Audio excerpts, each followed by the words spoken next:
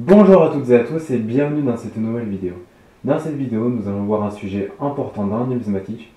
Il s'agit tout simplement de savoir différencier une vraie monnaie d'une fausse. Ici, nous allons nous intéresser plus particulièrement aux monnaies romaines, mais sachez que les techniques que je vais vous partager sont applicables sur les différents types de monnaies, comme les monnaies royales, les monnaies gauloises, les monnaies grecques, etc. Tout d'abord, il faut savoir que concernant les monnaies romaines, il y a trois types de fausses. Tout d'abord, vous avez les fausses monnaies romaines d'époque, les padouans, qui sont les fausses monnaies romaines qui étaient frappées aux alentours de la Renaissance, et les fausses monnaies romaines actuelles.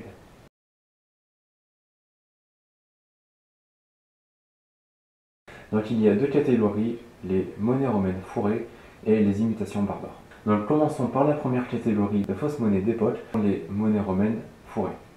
Alors qu'est-ce qu'une monnaie fourrée? Donc, tout simplement, c'est une monnaie qui est en cuivre et sur laquelle quelqu'un va rajouter une pellicule d'argent ou d'or afin de la faire passer pour une vraie monnaie en argent ou en or. Pour reconnaître une monnaie fourrée, différentes solutions existent. Alors la première, c'est de voir les traces d'oxydation du cuivre. Comme vous pouvez le voir sur cette monnaie, il y a un amas verdâtre et tout simplement c'est du verre de gris. Alors le verre de gris, c'est une oxydation qui se fait au fil du temps sur le cuivre, mais jamais sur l'argent ou sur l'or. Donc si vous envoyez sur une monnaie romaine qui est normalement faite d'argent ou d'or, c'est que votre monnaie est fourrée. L'apparition du verre de gris fait tout simplement sauter la pellicule d'argent, ce qui révèle la présence du cuivre. Pour la deuxième solution, vous avez tout simplement voir est-ce que la monnaie est plaquée ou non. Par exemple, vous avez déjà dû remarquer sur un bijou qui est en plaqué or, on voit souvent le plaquage qui est sauté par endroits, révélant le métal qui est en dessous, la plupart du temps du laiton ou du cuivre. Ici, c'est exactement la même chose. Si vous regardez cette monnaie par exemple, on voit que la pellicule de métal précieux a sauté et qu'en dessous on voit apparaître le cuivre.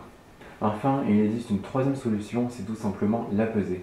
Alors cette solution est efficace uniquement si votre monnaie est en très bon état et qu'elle ne laisse aucun signe distinctif apparaître. Tout simplement, cette technique utilise le poids de la monnaie, puisque comme vous le savez, le cuivre est physiquement moins lourd que l'or ou que l'argent. Alors tout simplement, il vous suffit de vous munir d'une balance, de peser votre monnaie, et si son poids est inférieur au poids normal, ça veut dire que votre monnaie est fourrée.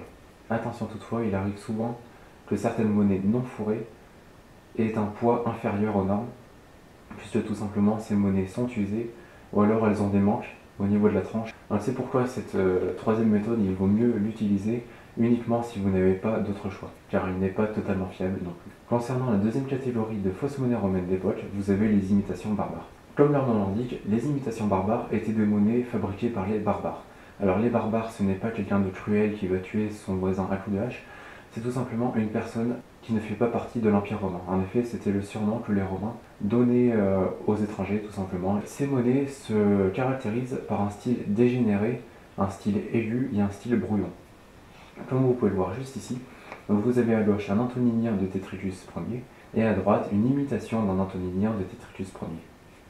Comme vous pouvez le voir sur la monnaie romaine, le style est plus doux, plus arrondi et plus détaillé, tandis que sur la monnaie de droite, son style est beaucoup plus aigu, plus dégénéré et plus brouillon. Toujours concernant les imitations barbares, vous avez un type qui est extrêmement connu, il s'agit du minimi. Alors le minimi, c'est tout le temps une imitation barbare, il s'agit d'une monnaie de petite taille qui mesure dans les 15-16 mm pour environ 2 grammes. Pareil, ces monnaies ont un style très brouillon, très simple, comme vous pouvez le voir sur cet exemple. Alors je fais une petite pause dans cette vidéo pour vous indiquer que si cette vidéo vous plaît, n'oubliez pas de lâcher un pouce bleu juste en dessous et surtout de vous abonner.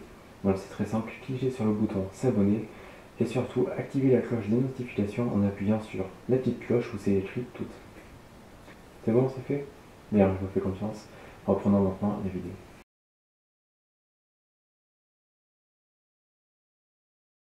Donc les padouans étaient des sortes de médailles fabriquées dans les années 1500 par Giovanni Cavino dans la ville de Padoue, d'où le nom des médailles.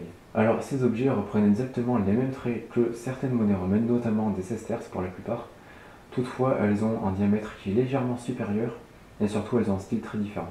En effet, vous avez à gauche un vrai sesterce et à droite un padouan. Sur le padouan, les détails sont très flous. Ceci est dû à la fabrication de ces objets. Tout simplement, une monnaie romaine était frappée lors de la fabrication, tandis que les padouans étaient coulés. Ce qui fait que lors du coulage, les détails s'imprimaient beaucoup moins facilement sur la pièce de cuivre.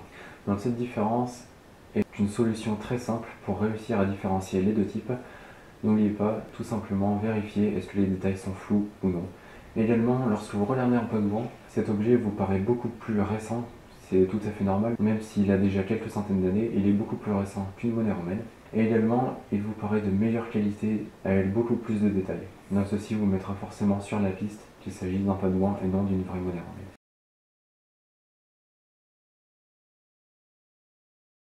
Il existe également deux catégories. Il y a les copies et les contrefaçons. Tout simplement, une copie ne cherche pas à vous tromper et une contrefaçon cherche à vous tromper. Les copies, ce sont en général des monnaies que vous allez acheter dans un musée comme pièce souvenir, ou alors que vous allez acheter pour par exemple faire une décoration. Alors, comment les distinguer? C'est très simple. Sur les copies, il y a des éléments qui sont rajoutés afin que vous puissiez faire facilement la différence entre une vraie et une fausse. Par exemple, juste ici, vous avez une copie et vous allez voir que sur cette monnaie, il y a les lettres WRL qui ont été rajoutées. Ceci vous indique tout simplement qu'il s'agit d'une copie. Également, des mots sont parfois rajoutés vous indiquant directement que cette monnaie est fausse, comme tout simplement fake, faux ou alors copie directement. Maintenant, la deuxième et dernière catégorie de fausses monnaies romaines, ce sont les contrefaçons. Alors les contrefaçons, comme je l'ai dit, ont pour but de vous tromper et reprennent donc le plus fidèlement possible les traits de vraies monnaies romaines. C'est pourquoi elles sont extrêmement dures à distinguer pour une contrefaçon qui est bien réalisée. Alors, comment différencier une contrefaçon d'une vraie monnaie romaine? Alors, il existe différentes solutions. Donc, la première, c'est tout simplement de tester le métal de la contrefaçon. En effet, les gens qui créent des contrefaçons ont pour but de faire un retour sur investissement le plus gros possible.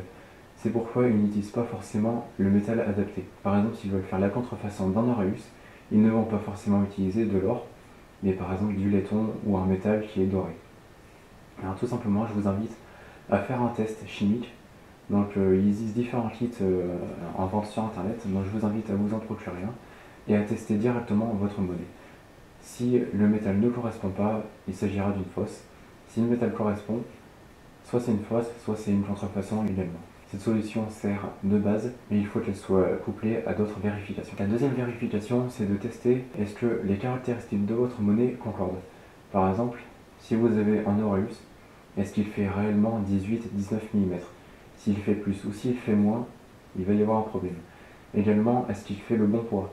Si votre auréus fait 5 grammes, ça va être problématique également puisque un auréus fait en général dans les 7 grammes 5. On vérifie bien toutes les caractéristiques de votre monnaie pour voir si elles concordent.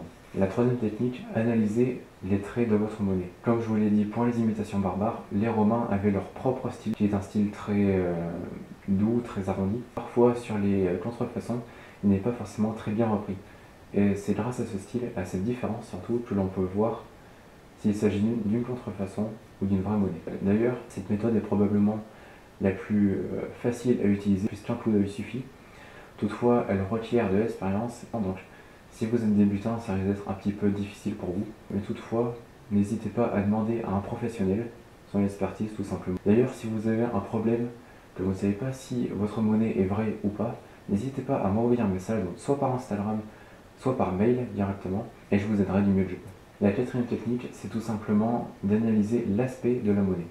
En effet, une monnaie romaine a développé au fil du temps une patine, donc qui est une surface d'oxydation, et cette oxydation est en général mal répartie sur la monnaie. Par exemple, elle va être moins dense sur les reliefs, et à contrario, sur une contrefaçon, la patine sera homogène sur toute la monnaie.